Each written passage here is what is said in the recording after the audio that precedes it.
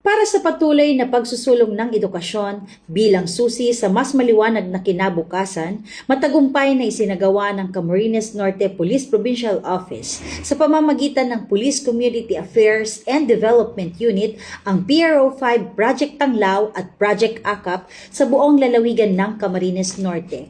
Bilang bahagi ng programang ito, inilunsad ang CNPPO Scholarship Program na naglalayong matulungan ang mga batang nagmumula sa mga kapuspalad na pamilya na makapagpatuloy sa kanilang pag-aaral.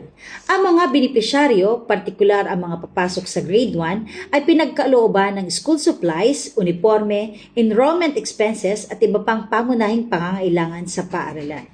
Layunin ng programang ito na mabigyan ng pagkakataon ang bawat batang Camarinense na makamit ang dekalidad na edukasyon habang nauhubog ang kanilang disiplina, responsibilidad at pagmamahal sa pag-aaral bilang paghahanda sa mas magandang kinabukasan.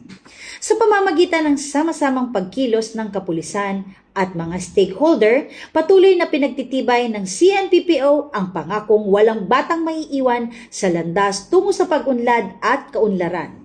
Sa ilalim ng pamumuno ni Police Brigadier General Erosito N. Miranda, Regional Director ng PRO5 at Police Colonel Paul F. Abay, Provincial Director ng CNPPO, patuloy na nagsisilbing katuwang ng komunidad ang inyong kapulisan sa paghubog ng mas maliwanag na kinabukasan para sa kabataan. Mula dito sa Camarines Norte Police Provincial Office, ako po si Police Staff Sergeant Cecilia Caudilla, nag-uulat para sa Police News Network. Bagong PNP para sa bagong Pilipinas.